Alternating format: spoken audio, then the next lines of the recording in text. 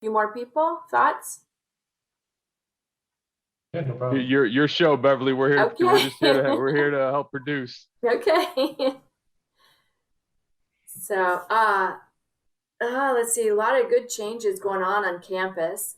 A lot of challenges also. We're going through a little bit of a transition, but it's good. It's all good.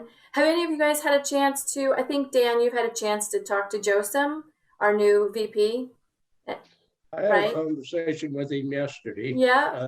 Very, very helpful for him Mm-hmm. to explain some of the things that are happening, some of the things he's planning to lead in the college. Mm-hmm. So,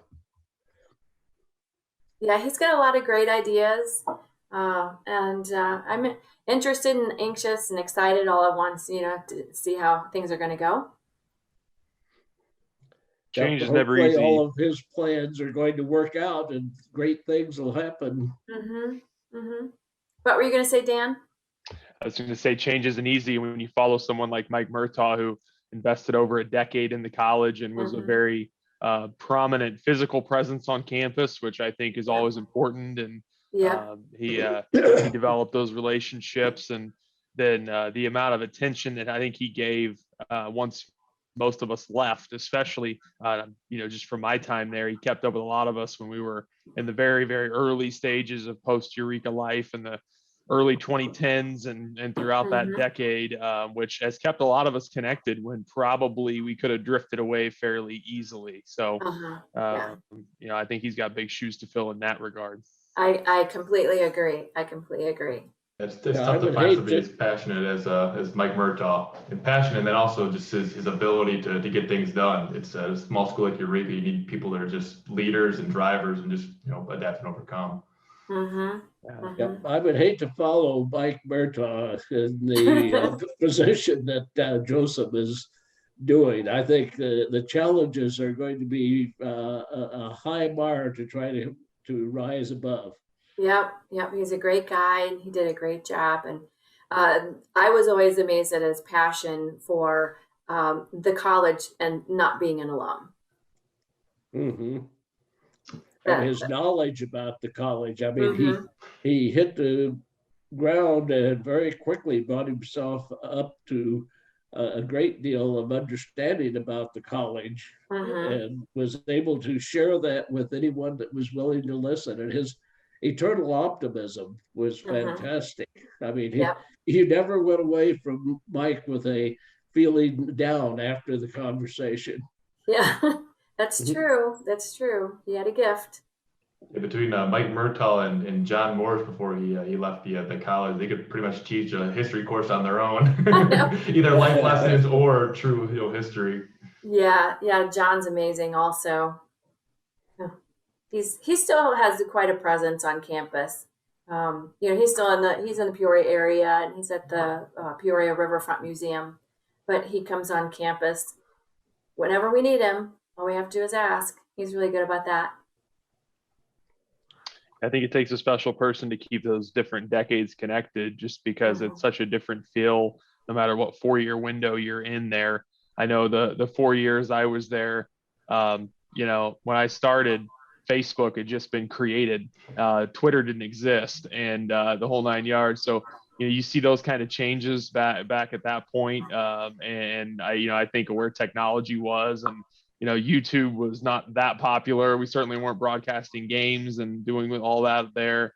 Didn't have turf. We played in a mud pit out there at McKenzie Field, and Kurt Barth was a brand new head coach. So that there's a lot Yeah. of different layers of the equation there that I think when we all reflect on our own four plus years in the involvement, you have those things burned in your head image wise, and Mm-hmm. for someone to be able to represent that or bring out what's important to you and keep us connected is really the vital part of that job.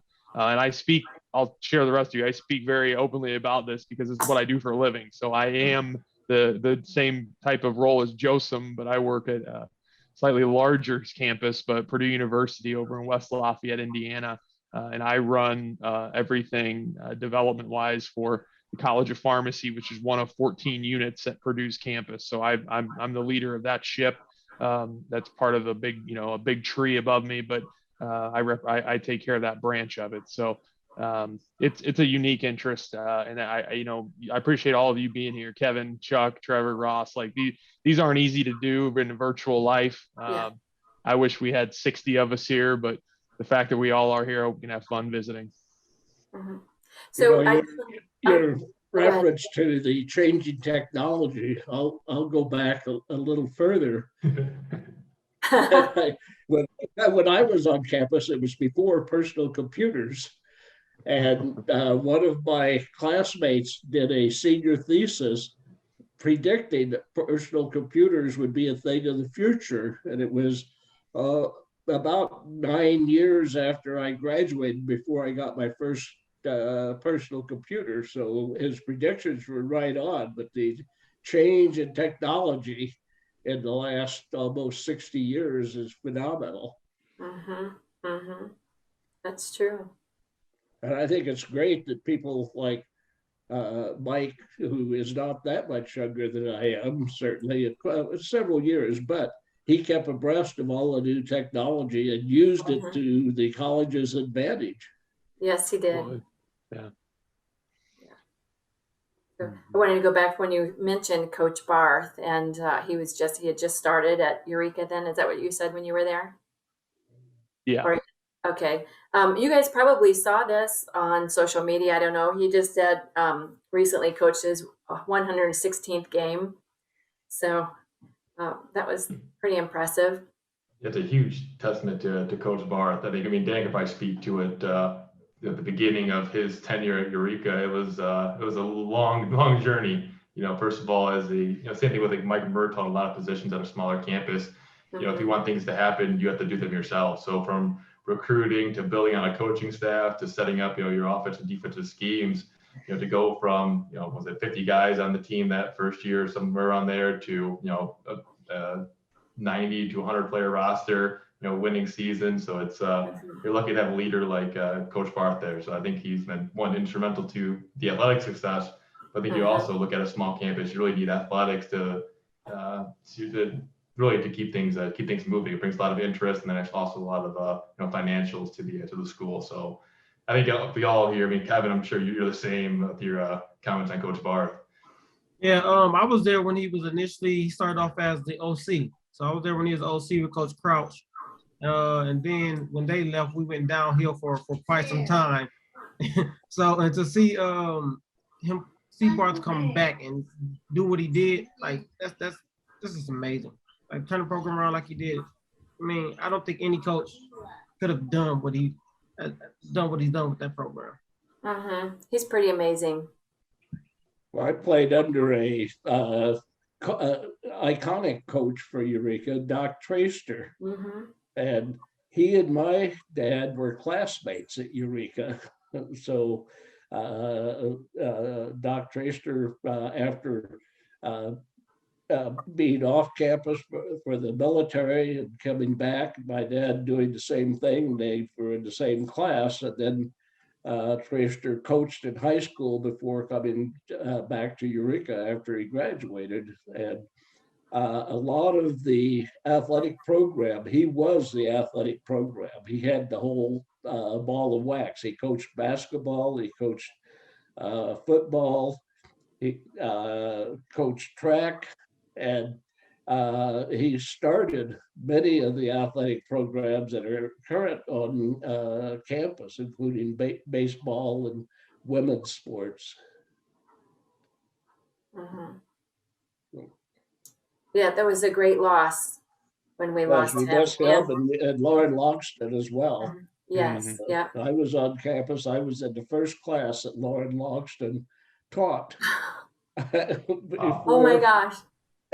Before he went back to school and got his PhD, and then had a career at Eureka before he came back. But he and my wife and I were both at his first class that he ever taught at the college level. No, I had the as we were always affectionately called him, with the log dog. We had him for the humanities class. So he that was the best course I ever took. I waited till I was a little beyond when I was supposed to take it, but I took it towards the end of my time. And yeah, he made class fun. The answer was never C. So don't pick C on the test because the answer is never C. Yep. He had a good spirit, man. His spirit was just awesome. He did, absolutely. Kevin, you got your little one there? Is that your youngest? My only, yeah. There you go. My only. I'm done. One and done. Was that class of 2031 of Eureka? What's the I don't know what you believe. What you be? He's 4.5, so I don't know what. 25, Don't 35. rush it, right? Though they grow quick enough. Yeah, so. yeah. I like it right now. I'm not gonna. I don't want to see the older version. I'm not ready for the older. Mhm.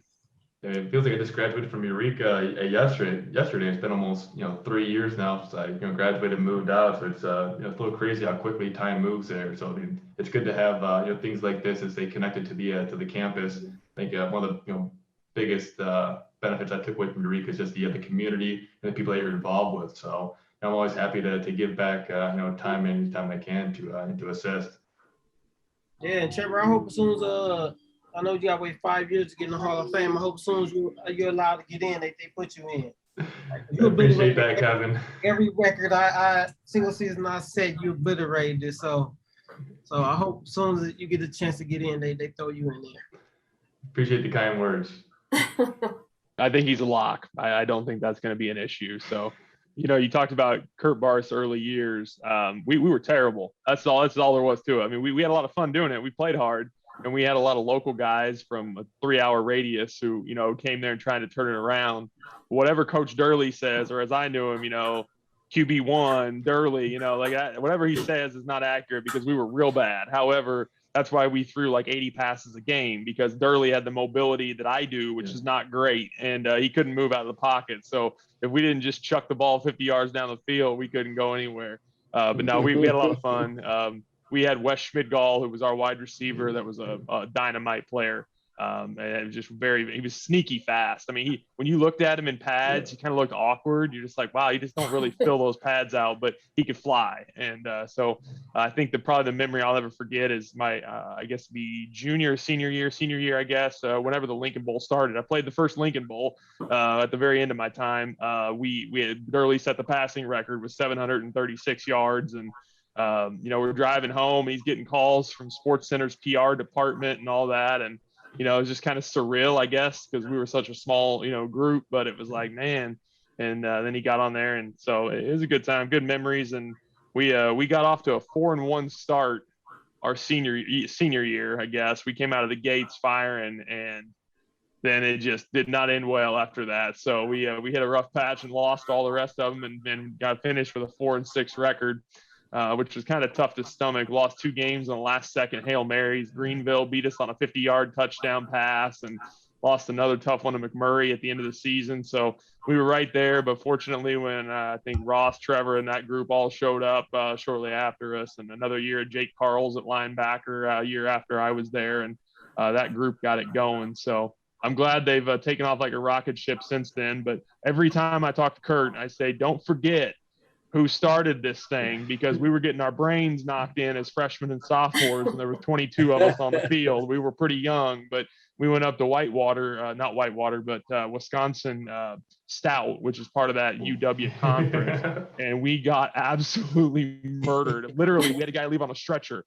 It was that bad. And I mean, there was a guy, I don't remember his name now, but he was a real stocky linebacker we had, and he got blindsided and just annihilated, and he actually left in an ambulance. He was okay, fortunately, but I'll never forget that. I was like, you joke about we're going to get killed, but he literally left in an ambulance. So they had a guy that looked like Steven Jackson running the football, who I've never been hit so hard in my life as a defensive lineman trying to tackle him. I'm like, oh, I'm going to square this guy up. And he's just like, wham. I'm like, all right, well, that's not going to end well. So. Yeah, to your credit though, Dan, I mean, if you look at a roster size that small, it's really easily to, for a college to make a decision to, to cut a program. And so, I mean, if you guys didn't have the people like you to stick it out through those 4 years, and then, eventually you keep building up the talent base, and see where you're at now. So, we get, Ross and I's class and the class 4, even with Carl's, get a lot of credit, but yeah, look back from the beginning to where it's due. So. Yeah, the season prior to Coach Bark coming back, I don't know if you guys played under Dan Sullivan at all, but Mm-mm. I don't know how. I didn't think Eureka would rebound from that time frame.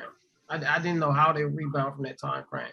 So, yeah, because Barth and those guys left my senior year. Well, we had new coach staff my senior year, and it was bad. So, man, for him to come in and for you guys to just take it over and just, man, I mean, I come to games, I'm like, this is amazing. I mean, Anthony Resnova running the ball. Like Trevor, Anthony, and all. I'm like, man, this looks amazing. Like, this is phenomenal. It also helps when you get one of the best Division III running backs to ever play the game on your offensive side of the ball. Lee Anthony was a absolute monster. And he's in Finland now, about to start his pro ball career out there. So it's people make comments like Eureka's a small school, but I think the experience you get there and the opportunities you have are parallel to none. That's true. Chuck, who were some of the standouts when you were there, Chuck? Well, you always remember the players that you played with. I remember we had a wide receiver by the name of Bobby Dotson, and he was fast. He was so fast that he tied the world record in the 100-yard dash in track as a student at Eureka. Of course, they don't run the 100-yard dash anymore. That's all in meters. Right. But Bobby would go down the field. He had two problems. One, he would outrun the quarterback's arm. He was underthrown a fair amount. When he did catch the ball, if anyone was close to him, he immediately fell down. He didn't want to be hit. And so I can remember one game where 2 or 3 times during the game, Bobby was lying on the bench on the ground behind the bench because he had been hit and wasn't able to get up and get going again, but he was fast. And we had a fullback whose name was Bull McGee or Tom McGee, who was a big fullback, around 250 pounds. And so we relied on him to pick up a lot of yardage, just plunge him straight ahead into the line, and he'd carry the defensive line and the linebackers with him. And he got the name Bull because in one game that we were playing, and he was not the starting fullback at that time, but we were being clobbered, and it was in the mud, and a real bad mud. So Coach Traister sent him in, and they handed off to him. And the first play, he ran forward. He dragged the whole defense with him for about a 10 or 12-yard gain, and he kept doing that the rest of his career in college. And so we relied very heavily on him to make yards for us. And we had an end, Moose Bata, we called him, and his son was formerly Chad Bata was the coach at Ohio State University, if you follow basketball as well as football. And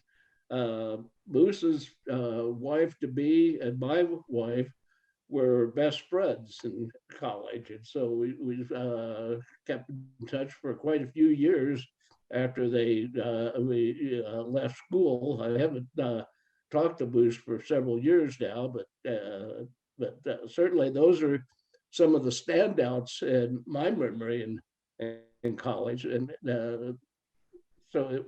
and never forget some of those moments, the games we played. You're talking about getting clobbered. We played University of Illinois, Navy Pier, all right, in Chicago. It's now University of Illinois in Chicago. It's grown quite a bit since it was called Navy Pier and relocated. But their smallest player on the field was probably bigger than our biggest player on the field. And they ran over us like a steamroller. But that was probably the worst game that I played in college, and we dropped them from the schedule after that. We only played them 1 year. What position did you play, Chuck? Huh? What position did you play? I was a linebacker, middle linebacker, and I played guard. Okay, the two tough positions. We went through a they had some changes in the NCAA rules because they were concerned that the large schools were getting all the players and leaving the other schools not getting good players. And so they passed a rule which only lasted for about 1 year, where players had to play both ways. You couldn't have free substitution like you do now. So during that year, my main forte was as linebacker, but I had to play guard on offense because they couldn't really substitute. They could substitute a few skill players like running back and quarterback, but the interior players didn't play the whole game almost straight through. They decided that that was a bad rule, so they went back to free substitution after that. Hey, Chuck, at least you can say you said you played the same position as Ronald Reagan. It's always a little ode. Reagan played a left guard there, mainly because his vision was so bad that he couldn't really play anywhere else. Yeah. Well, speaking of Ronald Reagan, he was a teak and I was a teak also.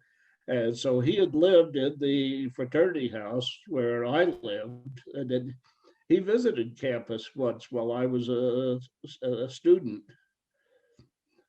That was when he was governor. It was before he was governor of California, and he visited again when he was governor of California. And several times over the years he visited, but I do remember the one visit, and they had a parade of one right, through the campus in downtown, Ronald Reagan riding in the back of a convertible, waving to all the students and townspeople that were lined up along the streets to view him and wave at him. And then we got to meet him and shake hands with him as members of the Teak fraternity. So he recognized that. And there was a time which happened before I was in college where he used to bring a small number of Teaks to Pasadena to participate in the Rose Bowl as his guest every year. But then he discontinued that. I understand that there was a couple of young men that went out there and sort of embarrassed him, and so he no longer offered that opportunity to the fraternity. So you referenced getting smeared one time by a bigger team like University of Illinois. So when we were, I'm gonna jump back for a second here, Chuck. When I was there, we went through multiple coordinators, and at the end of my time, we ended up with Derek Linder, who's still there as defensive coordinator now. And he was instituting his defense at the time, which was a little bit of a shift from what we'd had before. So in high school, I played linebacker as well, Chuck. But when I left the now defunct Little Oak Valley Conference in Central Illinois, when I left that conference and moved on to D3 ball, I was not going to be able to get away with running like a 4.9, 5.0, 40. It didn't work in college. So, I, being intelligent, I should have been in what my real strength was, which is offensive line. But that wasn't quite fun enough. Like, you don't get tackle statistics if you play offensive line. So I said, make me that defensive end. So I moved down and I played. I'm pretty sure Trevor almost followed the 5 technique. I think you played that anyway, but yeah, so we had an outside linebacker walk up to outside of me. I played inside shoulder, the tight end, outside shoulder, the tackle on the strong side. And I'll never, ever forget, again, I'm going back to that game we played, but I lined up and here's a 6'7" guy and here's a 6'6" tight end. And they're both outweigh me by probably 25 pounds.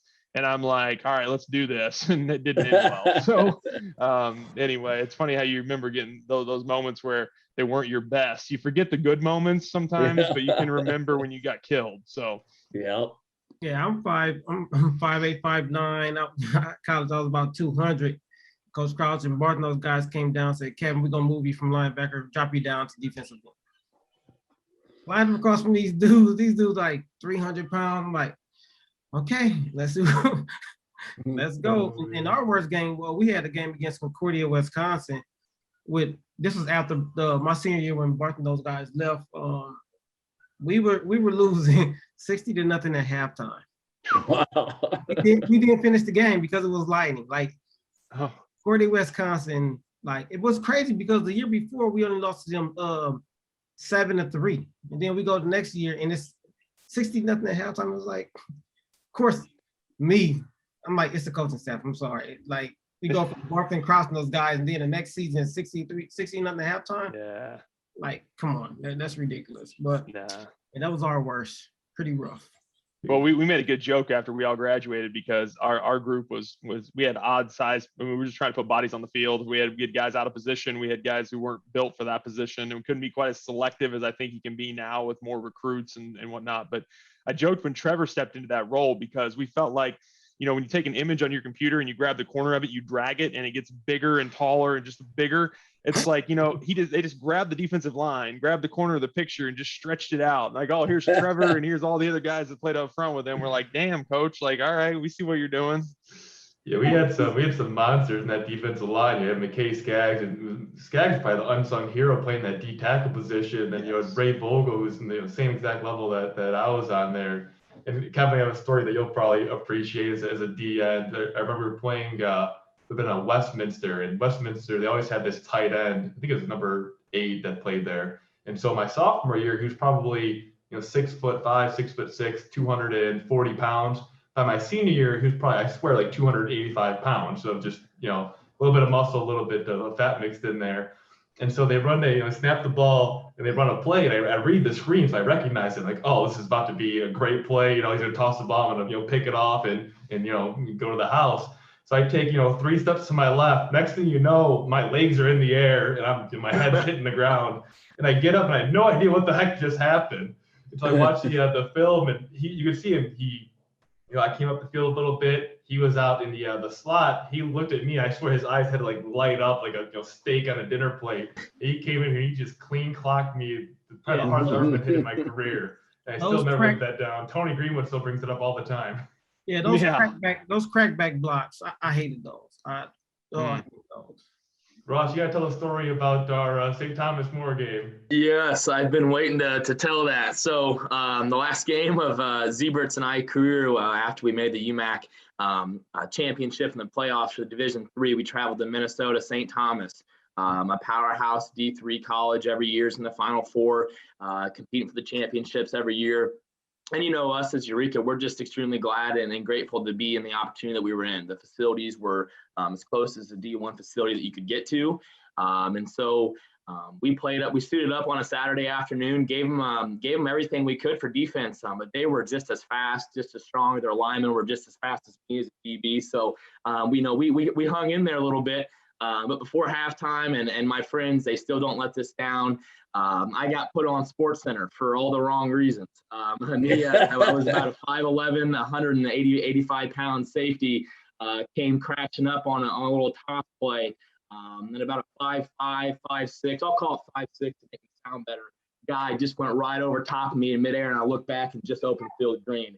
And of course, they had a big scoreboard and they played replay on replay on replay. And I remember saying underneath my breath, that's going to be on SportsCenter tomorrow. So all the guys get back late at night. I think all the college was away for Thanksgiving break. And we got up to Upper Ford and just kind of debunked on our season, just kind of relaxed and just kind of soaked it all in. And it was about midnight and we were watching SportsCenter. And right before the show airs, they'll have all these 2 or 3 second clips of all these great plays that happen that don't quite make the show. And of course, we saw number 30 Eureka getting hurdled on there. And so all my guys, we went crazy. So anytime you're watching a college game or a pro game and somebody gets hurdled, we're all still in a group chat and that thing blows up right away. So that's one of my biggest memories. Might not be the best one, but it's something that, as you can tell on Zebert's face, will leave us laughing forever. I was there. I flew from Chicago to Minneapolis and did the pregame party that you all wouldn't have seen. It was at the hotel the night before with Murtaugh, Steve Thompson, Brian Moore, the Mike Murtaugh, Dave yeah. Arnold. There was a pre-party going on in the lobby, and so I flew up for that game. And yeah, I do remember you getting hurdled. I didn't realize it was you at the time, but that was a memory. I was like, man, these guys are good. By the way, they had a phenomenal concession stand underneath that main stadium. They had a great hot chocolate stand. It was a really cold game too. Like we were Yes. freezing up there.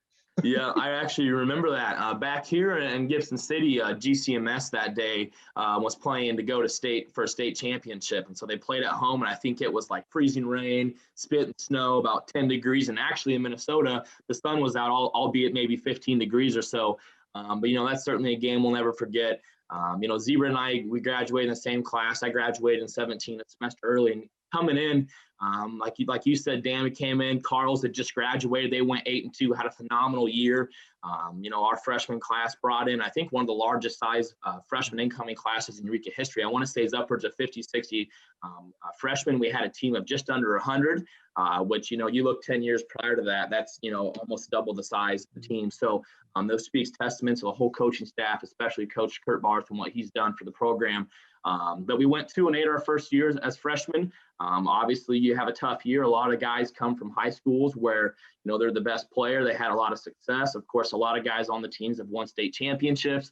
And so when you go from something like that to a 2-8 year, you face a lot of adversity. A lot of kids left, transferred, dropped out, whatever the case may be. Fast forward my sophomore year, we went 5-5, a little bit better, still not where we wanted to be. Junior year, lost a heartbreaker last game of the year to clinch a conference championship to Northwestern, lost by 1 score. And then it was our senior year, where a lot of the guys stuck together from the freshman year. We had a lot of adversity. We were going through a weight room change. We were walking past where the soccer fields are at, the utility shed. I don't really believe it was heated. They told us it was. I don't think it was. So we were driving, or most of us actually walked over 4:30 in the morning. It's 10, 15 degrees out, spit and snow, walking over to a small shed. And it would have been easy for a lot of guys to throw in the towel or just quit right then and there. But with, Zebert and I's leadership, as well as a lot of other guys that bought in, it turned out to be a remarkable year. Didn't start off the way we had hoped. Lost Knox Bowl against Knox at home, something that I can probably speak for Zebert. We still lose sleep about, and we still talk about it. Fast forward a week later, we played Northwestern. Went into overtime. We were lost on the last possession, so we were 0-2. If you guys, you've got to win your conference to go to the playoffs, and 2 losses right away is really tough, especially when you've got powerhouses like Northwestern and St. Scholastica every year that usually go undefeated or 1 loss. And somehow we stuck with it. We used the 0-2 start as motivation. And we won 8 games in a row, went 8-2, and led Eureka to the first UMAC championship and first, Division III berth to the playoffs. So, and I think Eureka is what you make of it. It's a small college. There's not necessarily just a ton of things to do in Eureka, but it's what you make of it. I think a lot of our guys bought in. We were serious about off-season training, what we were putting in our bodies. And to be honest, I've got all kinds of lifelong connections and friends. Trevor Zebert was one of my best friends from the day we were, an alumni B together until just a couple of weeks ago. My girlfriend threw a surprise birthday party in Bloomington, Illinois. Zebert lives in Ohio, and I kid you not, I had 20 of my classmates that I played football with there, and Zebert even flew in. So, it's stuff like that you're going to remember for the rest of your life. It's bigger than just football, and making those lifelong connections. And I'm forever grateful for a friend like Trevor Zebert and to be able to connect with all of you guys here today. I kind of forgot, Ross. It's great to just kind of think back. I think we all kind of get into our lives and don't always get a chance to kind of reflect on the experiences we've had. You mentioned the weight room. One of the positive things that I've seen at Eureka is just the investment into athletics and facilities. I think, gosh, I almost forgot that we worked out in an unheated maintenance shed for about our half of year and a half, 2 years there. 4:30 a.m. workouts with Coach Friend getting in there. But I swear, I think that's one thing that played into our mentality. Is that, we've been through just about everything you could possibly put a college football team through, and then eventually you got the new turf field, which is really just huge for all the athletic teams. You can get a lot done for pretty much every single sport on campus. And then you look at the weight room they have now is just really top for Division III school. It's really top tier. You have a lot more space. You can actually have a functional weight program in there. You had before with Matt Friend as the weight coach. Now you have another one there. So a lot of positives that come into it. But it's always difficult, especially when early on the team isn't successful. Typically, Dan, you probably know the more successful you have, you win a basketball March Madness championship. Hey, a lot of money comes in, a lot of things happen, and so for Eureka to make those commitments and make it happen it's great to see because you look at schools like McMurray who ended up closing down. It's small schools that can be challenging. Typically have a small percentage of alum that really kind of bolster a lot of the annual donations, and so it's a lot of work. So, they give you credit, give Mike Mert a lot of credit, even Dan, it's not an easy job to go out there and, not even just establishing a relationship, but really keeping it ongoing, going forward. So it's then good to reflect a little bit here. I think there's 8,000, Beverly will correct me on the statistics, but it's around 8,500 living alumni or 8,000 living alumni from Eureka, something like that. And I think, 1,500 or 2,000 of them played football, which is pretty much, and I don't think I've ever seen a ratio quite like that at any higher education institution. And I think still it's 45% of campus is an athletic, a person of some endeavor, some sport across campus, which is totally remarkable. So it's critical that we all do our part, not only to give back in whatever way of time, talent, or treasure that we can. But I know for football, we have this complex that they're building that's going to be at the field where the tennis courts were. And, Beverly, what's the status of that project? I'll interject my own comment there. It is on hold, but I think we're going to be doing possibly a capital campaign to raise the funds for that building. Interesting. So, all right, we need to talk about that later.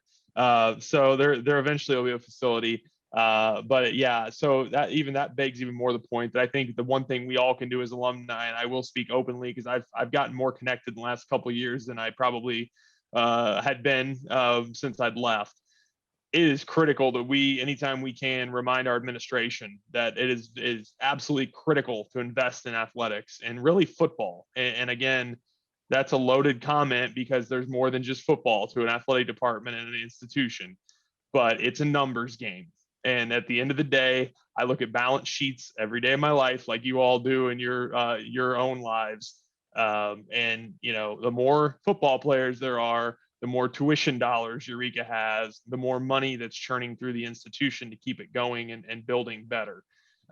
So it literally is just a simple math equation. And sometimes I think it gets oversimplified that, well, we can't invest anymore in this because we've already done a turf field and we've already done all these things. And my argument would be, yeah, and look at the growth it's generated. Look at all the headlines it's generated. And so, Kurt doesn't even have a staff like his opponents do. So full-time staff, Chuck, we you look back at your era and you look at the era I was in and Kevin was in and where these guys are on here. We all had volunteer coordinators, or we had a head coach and one assistant, or maybe a couple assistants here and there. But Kurt's got the smallest Division III staff that I know of. I spent a year of my life working in administration just down the road at Millikan University when I was beginning my higher ed career. And when I was at 1 year at Millikan, we had literally 3 times the amount of coaches that Eureka had. And it's a D3 school that's only an hour and a half away. Granted, it's in a conference that's a little bit bigger, the CCIW, which has a little bit more money flowing through it. But at the same time, it shouldn't be that big of a difference, in my opinion, when you're only 90 minutes apart. I think the program depends on having a strong staff because one coach can't cover everything, which is what Doc Tracer did. He had no assistants. Right. But so he did it all. And so you couldn't have the break off with an end coach, a backfield coach, and a quarterback coach taking the players in that group and doing things with them. He had to do it all of the whole team together. The facilities, of course, have improved tremendously since I was on campus. Right, the Reagan Center was not there. Mhm. And our practice field is now the football field, and our locker room was in the basement of Pritchard, which was also the gymnasium at the time where they played basketball. So, but I think it's good to see all the improvements that have been made, and hope to continue seeing the progress made, because it's all valuable contributions to the college. And it Yeah. starts at the top. It starts at the very top of leadership administration. And I don't mean that in terms of Kurt Barth. I mean, it starts at the board of trustees. It starts at the president. It starts all the way down. And if it's not a buy-in from the highest level of the tree, then all the branches below it are going to suffer, because you got to have that total buy-in.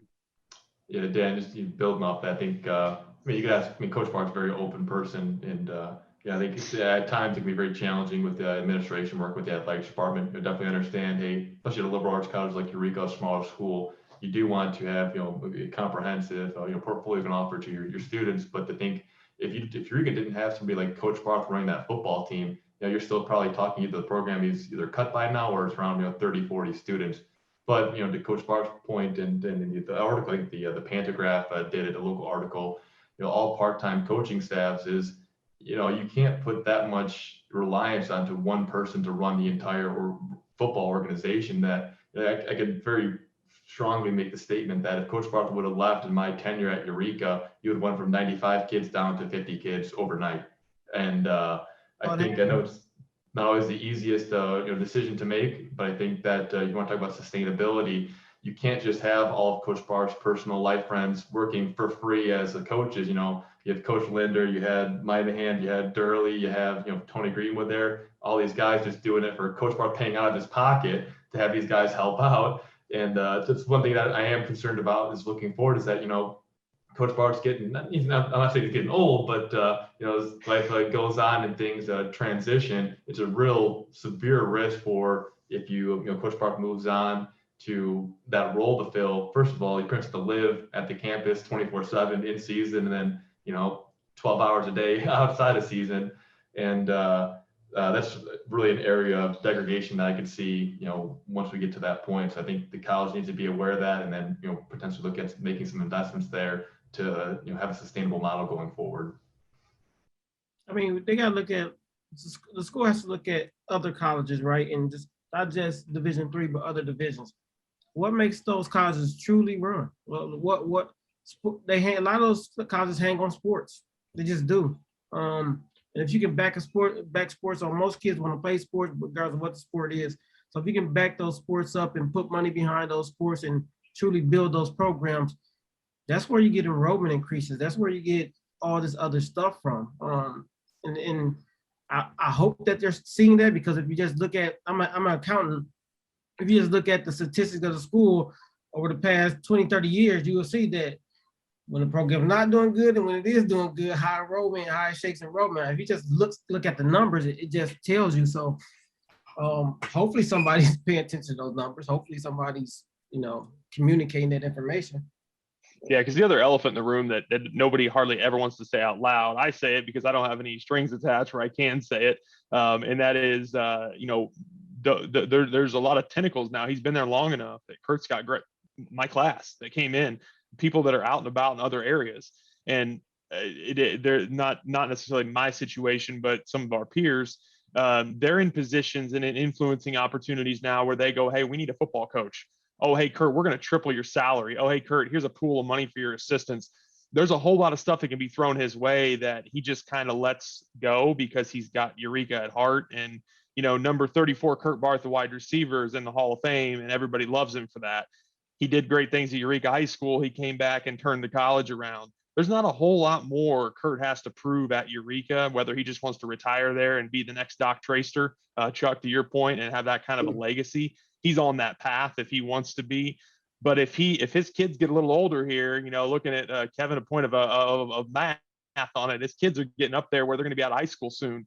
Does he have anything that really holds him down? Not exactly. He can pretty much go to any state he wants. He can go to any college he wants, and he can probably get paid a whole heck of a lot more than he's making right now. And that's something that I think sometimes just gets buried because of his past and his local connections. Yeah, Well, I think part of that is true of a lot of the staff faculty at Eureka. They are at the college because they love the college. They are committed to what the college is committed to doing. And so they stay, even though if you look at salaries across the board, they're lower than comparable colleges around. So that the college needs to find some way to boost faculty compensation in athletics and across the campus in order to give them a better chance to recruit and keep their key people. Yeah, I'll share this because again, I'm not gonna put Beverly on the spot. She's on the inside, but I'm not, so I can be a little bit more vocal. But I do pay quite a bit of attention to this. I have a unique interest, I guess.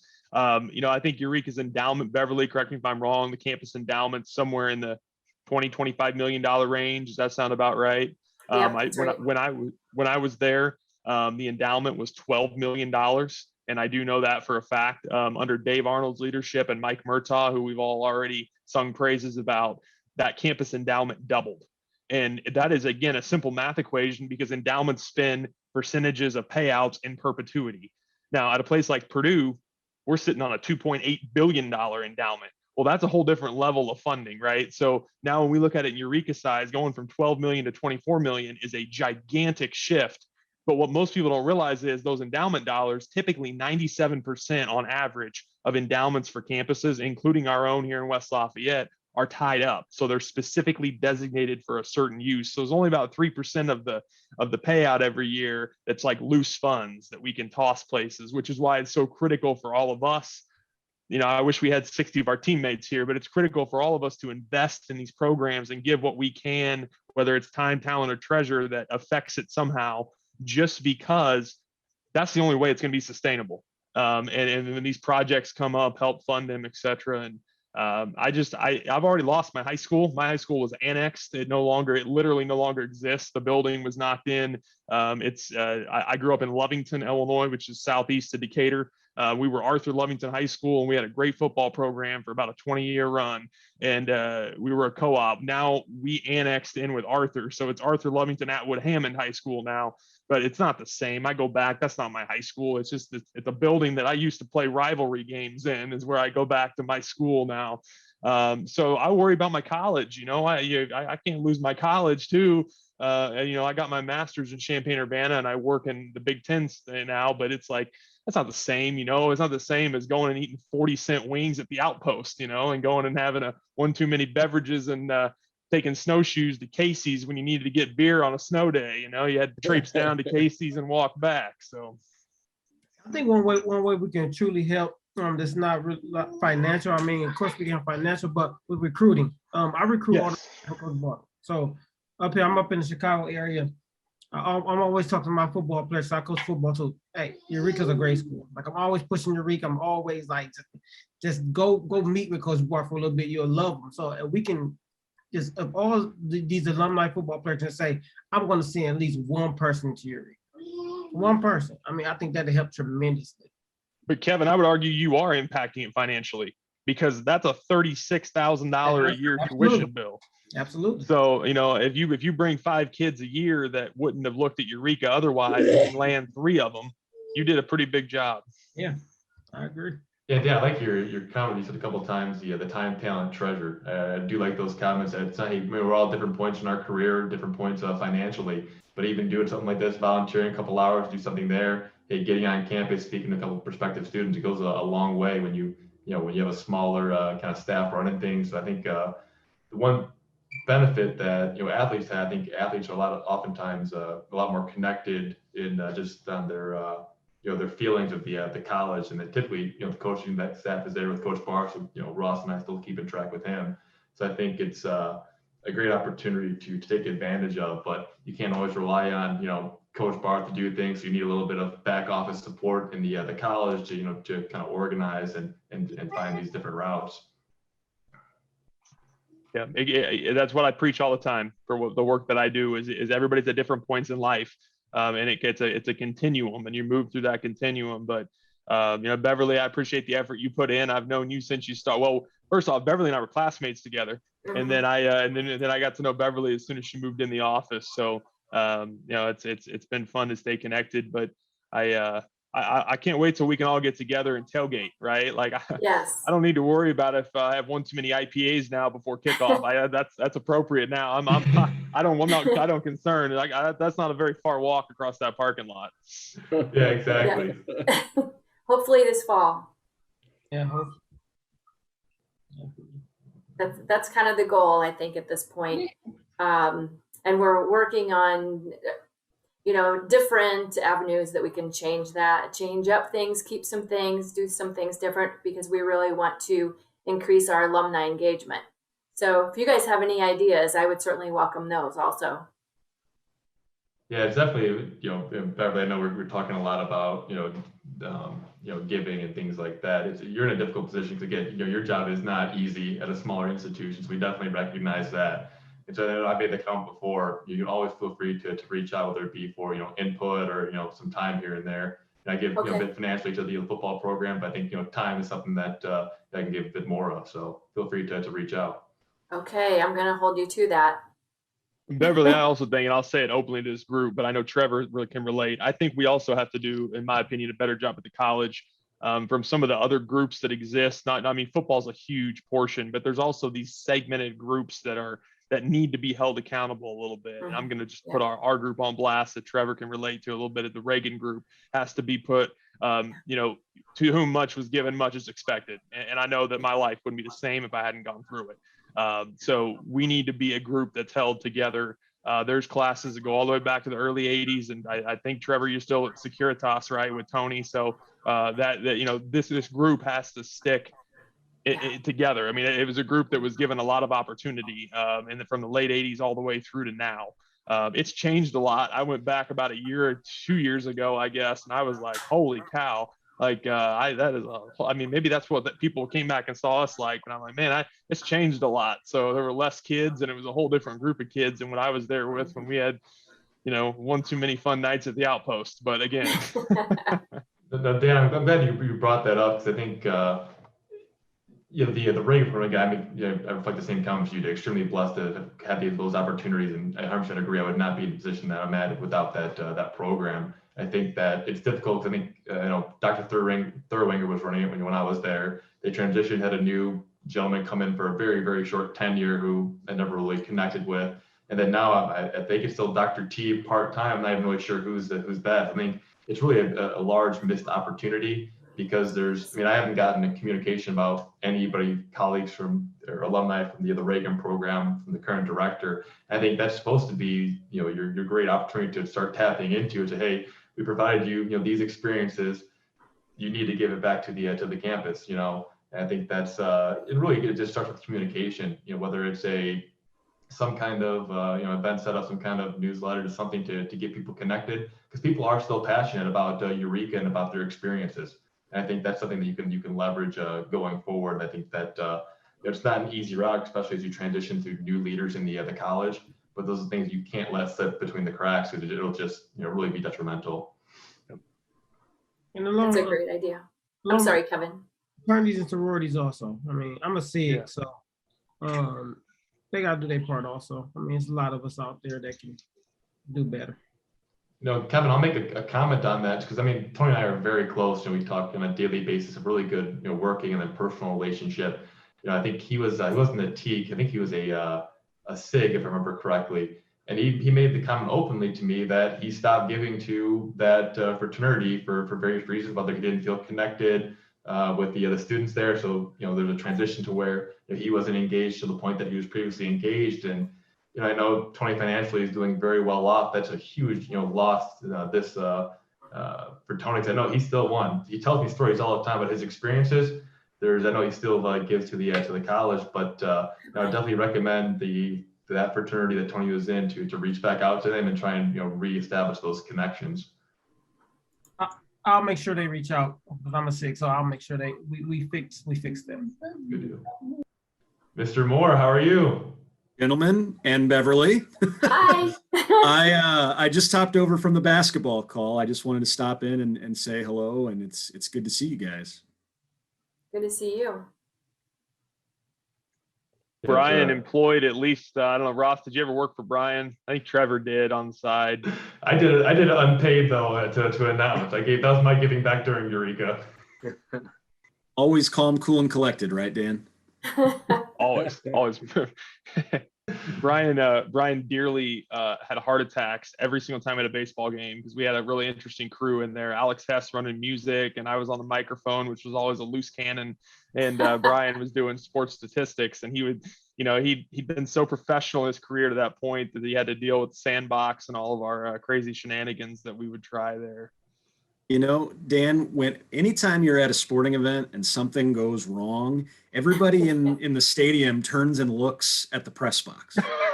And it doesn't matter if it's a curse word on the soundtrack or feedback on the microphone. If you're at a football game, it's 2,500 people that look right at you. So it's a high wire act for sure. Yeah, I remember those days. I started off announcing the baseball games. I think Brian kicked me off pretty quick to doing the statistics. Because that's Eureka. I'll just say when you have a Saturday game at 1:00 and it's 70 degrees out, sometimes you have a few beverages throughout the day getting in there, and so I think statistics may have been a better position for that. But nothing's better than announcing a championship basketball game with the women's team there. We made it work, Trevor. That's it. That's what Eureka is: adapt and overcome. We made it work. So there's the man, the myth, the legend, Mr. Wilde. How are you, Chip? I'm doing good. I just seen who was over here. How are you guys? Doing well. Hi, Beverly. Craig Maynard on here too. Did I see that? Yeah, just joined on. Thank you. Yeah, thanks for joining us. That's great. You three must have just come from some other conference. We did. I know I was in the basketball one. I've been the fine arts meeting as well. So I've been hopping around a little bit. Good deal. How was the fine arts one? It's good. It's been a lively discussion. I bet it has. How about the basketball? I'm sure there's a lot of fine arts people are right now disappointed with what's happening to the theater program. Correct, they are. Yep. No one wants to poke that bear. No further comment. Zip it. So Chip, Comment whether this is temporary, it's going to be rejuvenated if they get more recruits, or if it's sort of a permanent loss to the campus. They're going to take the next 2 years to kind of reevaluate how to improve and potentially bring that program back. Theater productions are still going to be ongoing. There's going to be a musical in the fall. There'll be a play in the spring coming up. So the co-curricular piece is going to remain. There'll be productions on campus. It's just the major and minor going away for a couple of years. In large part because there's just we have 2 students graduating with theater majors, then we're down to 1. Well, we'll have 1 theater major next year, which we need to figure out how we can compete with that program.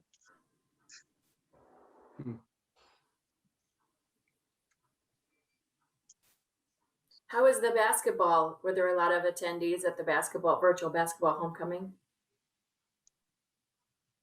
Not as many as this discussion. Eileen said he came over and we had a nice, Coach Wilde can chime in a little bit too, but we talked a lot about basketball during COVID.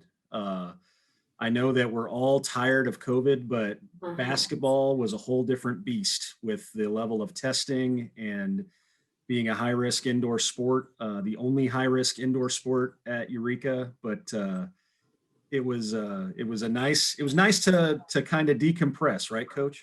For sure. But you look back on it, it still was a good experience for sure. I mean, the fact that we're competing in a football game at 2:00 is a blessing. I think there's a lot of people that didn't get to do it. Are you guys practicing already, Chip, and kicking off the off season? What's your kind of process? I know your season ended quite a bit, little odd year here. As far as basketball goes, is that what you Yes, said? sir. Yep. Yeah. Right now we just got out of quarantine, so we haven't really been doing anything with that. And then we're just trying to figure out. I've been talking to Brian this week. Like, we got a couple weeks left. The NCAA is allowing me to be around, but you still got to go back to guidelines, and then what we're doing. Testing, not testing. It's just it's a kind of an everyday thing with what you can and can't do. And just trying to. It's not necessarily it's not a Eureka College deal. It's like, numbers are going up in our area. So then it's just everything. I mean, even my daughter right now is in 7th grade and she's playing junior high basketball, and her travel softball team is playing too. And she's like, I don't want to go to travel softball and expose myself and then shut down basketball. Like, she's even a little gun shy with it, So I think everybody's just trying to do what they can, but yet it's still not ollie oxen free. Recruiting is what we're doing right now, and recruiting has been great. I mean, in a weird way, especially from a Division III standpoint, the recruiting has been kind of better as far as numbers go. Now, quantity versus quality, that's one thing, but as far as numbers go, with that extra year of eligibility, it doesn't matter what sport it is. People are running out of space. Now, you usually don't run out of space on a football team, but at the Division I level, Division II level, anybody with money starts to run out of money when these seniors are coming back. And, luckily in Division III, if I have 3 kids that I want all 3. Like, I don't have to just offer money to one and hope, the first one that takes it type of thing. So I'm hoping that, Division IIIs and Eureka College in specific are going to benefit from that part. I do want to give you guys an update on our football recruiting. I know obviously Coach Barth can't be here because of the game, but we are rocking and rolling with football recruiting this year. We have 20 deposits. We have 16 verbal commitments on top of the deposits. And not only that, but they're coming from far and wide. I know we have a lot of out-of-state guys this year. Coach Barth has crushed the Zoom recruiting trail. I know that he has met like this, and I know it's never going to replace a true campus visit, but hundreds of Zoom calls with recruits. We've got guys from Texas. We've got guys from Florida. I think that, we had our senior day on Saturday and only 2 guys went through it. And for a football program, that's not very many. And it's not because we're doing anything wrong. It's because we've got some guys that are going to use the waiver to come back. Martin Lassin, I don't know if you guys know Martin, big offensive lineman. He's going to break the record for most games played at Eureka College. He's going to end up he played in 2 playoff games. He's going to get an extra season, and he's going to get the 5 games from this spring. I think he's going to end up playing in 47 games. So, the recruiting trail is going great. 20 deposits, 16 verbals. We always get a big flood of guys in the summer as well. So Coach Barth, as always, is killing it. So I know that we're fingers crossed looking at kicking off September 4th at Nebraska Wesleyan. The home opener is the 11th against Olivet College out of Michigan. And then we dive right into the next schedule after that. So, being able to play 5 games, as Coach Wilde pointed out this spring, has been nice. It's been weird. There's been no tailgating this spring. There's been very limited crowds. Once the game gets started, it feels like you're at a Eureka football game, but it's just not the same. So fingers crossed that we're able to inch back toward that this fall and get the motorcycles back out on the turf and everybody have fun before the game and after the game and during the game and get back to normal. But, I'm grateful for Kurt, as I'm sure all of you are as well, because he, even in a pandemic, we're doing a great job with everything. So I wanted to share that message with you guys. Thank you. We're just talking about recruiting also. If we can help at all as alumni with that process, like, please let us know how we can help. We need to jump on a Zoom and say, hey, I'm an alumni. Eureka was this for me. Then we can, I'm pretty sure someone would love to do that and help out in that way too. I appreciate that. And I'll make sure, I know that Kurt would be more than willing to do that. So I'll make sure I'll let him know. I'll let them know. It's very strange. I'm the AD, so I don't recruit actively like the coaches do, but I can't imagine what it's like sitting on a Zoom call with a 17-year-old. they've never been through the process. They don't, it's just weird. It's a weird time. But whatever Kurt is doing is working because our numbers are in a good place. I think the one benefit you get going virtually is that typically you recruit locally. It's the easiest way to do it. Typically, those students are a little bit more interested. But now, with all of Zoom, it's normal to do, instead of on-site visits, to do Zoom calls. And so you can just easily engage a student from Chicago and the prospect in Texas and California. And so you can always highlight the positive and the best parts of Eureka virtually versus having to have a student come on campus. So I think there's definitely opportunities hidden somewhere in there. We have a spreadsheet. Kurt and I share a spreadsheet where he updates his recruiting. And when a guy deposits, we put him in green. And when a guy verbals, we put him in yellow. And, I keep seeing Florida, Alabama, Texas. And I'm just like, Kurt, what is going on, man? And he's able to connect with those guys and they like what they see and they like what they hear. And obviously, the football Twitter account shares a lot of those kids when they get the offer from us. We don't offer kids until they are accepted. So, I mean, those are kids that they've already been accepted. They're obviously considering us, but if there's going to be a weird silver lining from all of this mess, it's going to be that we've certainly expanded our recruiting footprint. Brian, we just spent an hour on here talking about financials and about what we all could do to help and whatnot, and not just outside of donations, but with time. And I think, you and I talked about this before, but it's the investments in staff too. And, for Craig to pull that budget out and say, here's a little extra money. And here's what we need to do to get that done. The more kids you bring into football or Chip brings in basketball, that's straight dollars. It's a math game. So the investments in facilities and your staff in athletic department budget is critical. Because the other, with all due respect to our colleagues and our friends on those fine arts calls and those other places, it doesn't have quite the external effect that athletic department's going to have. We all benefit from it. When Purdue University loses to North Texas, my phone blows up in pharmacy, believe it or not, because I got a bunch of donors who are angry because the Boilermakers lost in the first round of the NCAA tournament. Likewise, when Carson Edwards scores 42 points and hits 10 trays and we, tear-jerking way lose to Virginia in the last March Madness, my phone blows up because people are so proud of what's going on at the university. It affects everything. So, I know I'm beating a dead horse, but I just encourage the college from the top down. It starts at the top. It doesn't start with, you all are doing your parts, but if that administration's not bought in, nothing changes. So we just know you got a lot of support out there, and I certainly hope that football project for the tennis courts really gets rolling soon. I appreciate all of those thoughts, Dan. And this is actually an interesting collection of alums. Dan, you were a freshman in 2009 when I came in, and I actually left and I came back on the tail end of Trevor and Ross's career, but it's undeniable that we've come a long way. We used to play, the goalposts sloped 6 feet when we went out to level the field, to turf the field in the summer of 2017. I like to tell Coach Barth that he got half of his receiving yards running downhill. He doesn't like when I bring that up, but the college, renovating the gym, I'm sure Coach Wilde can attest, has changed our programs in a positive way. Renovating the football field has changed the football program in a positive way, and the results have spoken for that. That women's basketball, Trevor, you were the PA guy of the conference championship game. That day kicked off what has been a really good run for us. And I know there's still work to be done. And I know that the job is never done, especially with fundraising and facilities.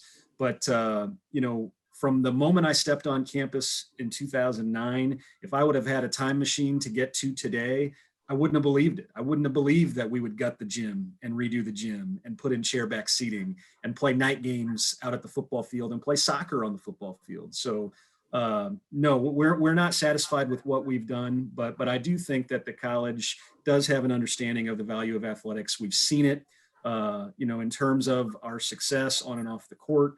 I think that our new facilities don't necessarily make recruiting a slam dunk. We're not going to get an 18-year-old kid that looks at our football field and say, you know what, that's it, I'm in. Where do I sign? But I do think that we lost kids because we didn't have the facilities before. Coach Wilde, I know, recruiting to that old gym was not easy. we may have lost a kid on the moment they walked in because they thought, I'm not playing here. So it's a very complicated and nuanced proposition. You guys all went through the recruiting process. But I will tell you that we are all working very hard, rowing in the same direction to get to that point. So I'm very appreciative of all of you, and it's good to see all of you. Yeah, I just think that the reason why I jumped over here is because I can't tell you how many times I bump into coaches and educators and people from football and men's basketball alums. And I do whether to women's basketball. And, you know, I just had a basketball player whose mom came to camp. Like, it's not not necessarily, it's not ever with the other sports. But I turn on my daughter's best friend is playing at Washington Central today. And I'm pretty sure she's coaching a bit against Chris Dahlberg. Like, you guys remember Chris? Like, he's a great guy, you know, and I was recruiting earlier this year and Nick Lindsay's name comes up. Like, I bump into football and basketball guys all the time. And it's just so nice that, you know, it's just so nice to be able to be able to connect and, you know, talk about whether it's a sloping field or, you know, a Minnesota Timberwolves practice floor, whatever it ends up being. Like, there's some funny stuff that comes up, but it's just really nice that specifically with men's basketball and football, because that's who I usually bump into, but that support is amazing. And that's literally why I bumped over here, just to see who was around. We appreciate you coming in. Yeah. I have to sign off for my 1-year-old's birthday party. So go Red Devils. Thank you guys for your All right. time. It's great to Good see to see you, everybody. Dan. Bye, Dan. On your cellular device. Your son is attempting to reach you on your cellular device. And talking I don't about know the, what that is. talking about the turf, we was talking about getting turf when I was at the college. So to finally see it put in place was cool. We were hoping we'd get it by the time I graduated, but obviously that didn't happen. Yeah. Well, it has changed our program forever. One of my, I cringe to tell this story, and I'm sure that Ross and Trevor will cringe too, but the first night game on the turf at McKenzie Field, I mean, it was like an out of body experience because I didn't start coming to games till 2009, but in 2009, you know, we didn't have that game day experience. We didn't have the tailgate. We didn't have, you know, being there where there had to have been between 4,000 and 5,000 people there under the lights on the turf. We lost the game, which I'm sure that's the cringe part of the story. But that was a triumphant night for Eureka College. And I'm not trying to get too carried away and be too dramatic, but I didn't think the day would come, and it did. And you know, we're almost 5 years removed now, but yeah, the turf has been great for us, and it will continue to be great for us. I remember going to an early homecoming football game. It might've been with Nick Lindsay under center maybe, but I remember going to an early homecoming football game and we had a nice crowd. And I remember maintenance putting out some extra flags and we had some extra activities going on. And, you know, I told Paul Bryant, like, this is what football Saturday should be every Saturday, not just once a year. And I think you're right, Brian. I think that we finally got there. Yeah, Brian, I'm sure you know. I think the unique thing you have with athletics is just your people are really just so connected to their experiences and memories of your athletics. I'm not saying that, you know, other, you know, people that went down different routes at Eureka don't have those, but, you know, I think we just spent, you know, 45 minutes just talking about specific just stories and games and memories there. I think that's a, you know, huge opportunity for you know, the athletic department to leverage those alumni. I get, you know, financially, obviously the you know, the primary way that you referred to get donations back, but I like Dan Bolson's comment, you know, time, treasure, and you know, money is his third one. It was it's a great opportunity. I think we could do a little bit better of a job on. I know it's not easy with a small department. You know, Brian, you have a lot to cover. Same thing, Chip. You're Prince of the running it all yourself, and entire you know, basketball team. But thanks for the opportunity to get guys. You know, I'm happy to get back time here and there. I know Kevin made the comment he is. I mean, shoot, Chuck told a bunch of stories from back in his time in Eureka that we can keep moving on, making progress with. I will tell you that I cannot wait for this pandemic to be over to just get people back on campus. Yeah. We met, Kurt and I met with some alums a few weeks back, and that was my message: is that we just can't wait to see you again. I joke that my favorite day of the year and also my least favorite day of the year is a football home game, because it's so much fun, but I also get like 35,000 steps on my Fitbit of just running around from place to place. But not having that this year was hard. And I love football game day so much because I get to see the alums, I get to see the families, I get to see just so many people, and it's always a great event. And obviously the team being so successful the last couple of years, there's nothing else like it at Eureka College. And I just can't wait to see you guys again is basically what I'm trying to say. But hopefully that's this fall. I don't know what it looks like. I know that we got to get through the next couple weeks. The NCAA is going to have, I'm sure, testing guidelines and things like that. But we've made it to this point, and we just can't wait to see you guys back on campus. I will second that.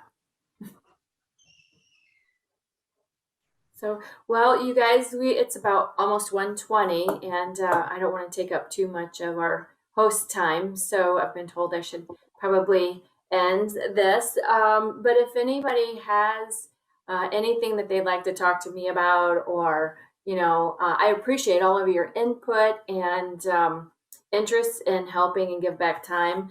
I wrote your names down, and I'm going to remember that, and I'm going to be calling you. Looking That's forward great. to it. Appreciate the Yeah. opportunity to catch up there with everybody. Well, Yeah, thank you again so much. I hope you guys are going to be able to see the game this afternoon. I think it's at 2:00. Is that right, Brian? 2:00 kickoff at Concordia, Wisconsin. Okay, Okay, sounds good. thank you. Thank Take care. you. Thanks for Thank coming, you guys. all. It was Appreciate it. great. Yeah. All right, Thank you, guys. bye-bye. Bye-bye.